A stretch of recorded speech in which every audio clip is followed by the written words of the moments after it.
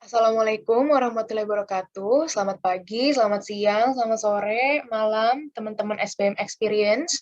Kenalin, aku Hasna Zahra, selaku mentor sejarah. Nah, pada kesempatan kali ini, aku akan ngejelasin tentang zaman praaksara. Nah, pasti banyak kan di antara kalian yang kayak, aduh, malas banget sih belajar zaman-zaman dulu, manusia purba lah gitu kan, terus Mesolitikum, Neolitikum, Megalitikum, apaan sih itu gitu kan. Aku juga dulu kurang suka sebenarnya sama materi ini. Cuman ketika aku menemukan metode merangkum yang bagus, yang padat, jadi oke, mantep banget deh. Insya Allah kalian gampang ngerti. Lanjut aja ya langsung.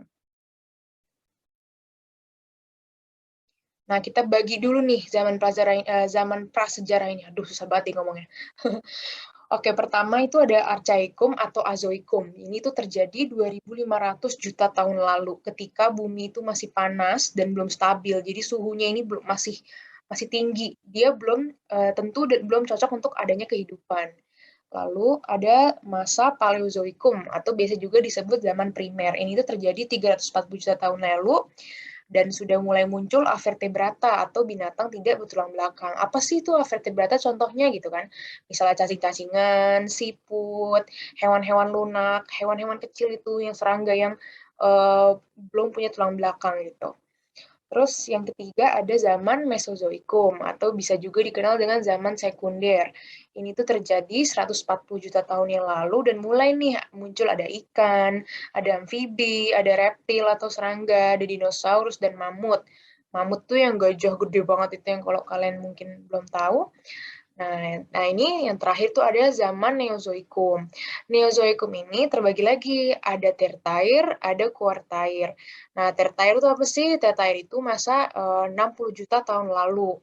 Ini tuh udah mulai muncul mamalia ya, mamalia sapi, kerbau, kambing, hewan menyusui, primata termasuk kera, monyet, dan simpanse, dan reptil besar punah. Jadi waktu reptil di zaman-zaman prasejarah yang sebelumnya, yang besar-besar itu udah punah, nggak ada lagi di zaman Mesozoikum.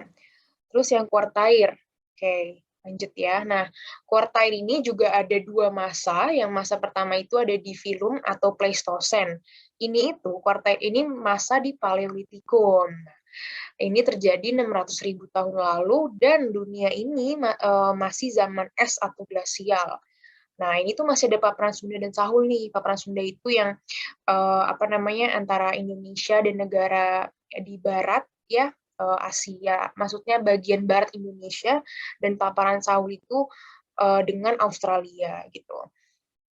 Nah, terus di Pleistocene ini terbagi lagi nih, dia tuh ada ini khususnya buat manusia purba ya, untuk periode kemunculan manusia purba. Jadi pertama ada Pleistocene atas. Ini pertama ditemukan di Ngandong. Nah, ini tuh contoh manusia purbanya apa sih? Ada Homo wajakensis, ada Homo soloensis.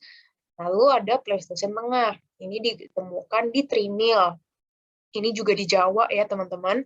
Ini tuh salah satu manusia purbanya adalah Pithecanthropus erectus. Penemunya siapa? Eugene Du Bois. Aku kenapa naruh penemu di sini? Karena ini biasanya terkenal ya, dan sering juga keluar di soal.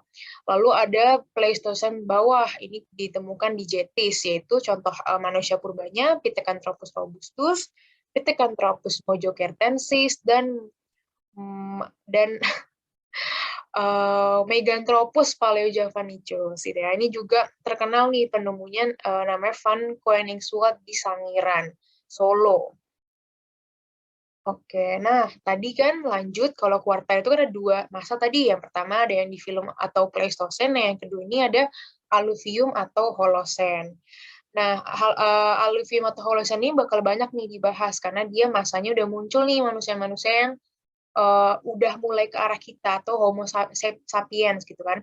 Jadi ada masa Mesolitikum, Neolitikum, dan perlogam atau perundagian. Nah, ini tuh udah dimulai 25.000 tahun yang lalu. Jadi es itu udah mulai mencair, permukaan laut naik, terus paparan Sunda dan Sahul tuh mulai terpisah. Jadi mulai tuh terbentuk pulau-pulau di Indonesia. Nah, tadi seperti yang aku udah bilang, munculnya manusia modern yaitu Homo sapiens. Itu udah nggak lagi tuh Meganthropus, Pithecanthropus, Homo ajacensis gitu-gitu udah enggak ya. Kita udah di zaman ini tuh udah mulai orang-orangnya Homo sapiens. Lanjut. Nah, ini lanjut ke teori asal-usul nenek moyang Indonesia. Jadi, teori asal-usul nenek moyang Indonesia itu pada umumnya ya, atau sebagian besar manusianya itu didasari oleh teori Afrika, yaitu 200.000 sebelum Masehi. Jadi manusia-manusia di Indonesia ini, Nusantara ini berasal dari daratan Afrika gitu. Terus yang kedua teori Nusantara, yaitu bahwa nenek moyang kita itu memang sudah ada di Indonesia sejak dahulu kala gitu. Yang ketiga ada teori Yunan dari Cina Selatan. Nah, ini teori Yunan ini lumayan kuat ya, karena terdapat banyak buktinya, entah itu kesamaan bentuk tubuh, kesamaan bahasa pada nanti lah ya, era-era setelah tadi yang apa tuh, Neolitikum itu, Megalitikum itu. Oke. Tahap migrasi teori Yunan yang pertama ini ada di Mesolitikum. Jadi dia itu datang dari Teluk Tonkin. Teluk Tonkin itu tuh di dekat ini Laut Cina Selatan, oke? Nah, ini manusianya itu jenis melanosoid, itu seperti orang-orang yang masih ada nih di Papua. Bisa kebayangkan kayak gimana ciri fisiknya, tinggi badannya gitu.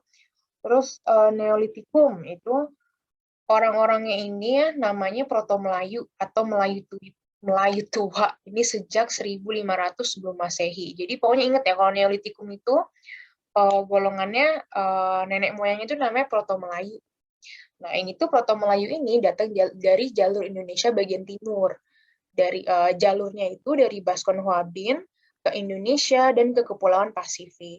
Baskom Huabin tuh ini ya di Vietnam, di negara Vietnam.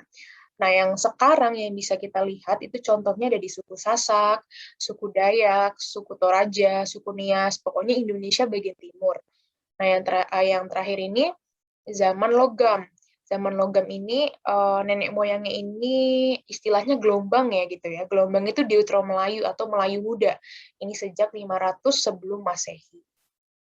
Nah, ini jalur Indonesia dari barat nih, dari bagian barat Indonesia.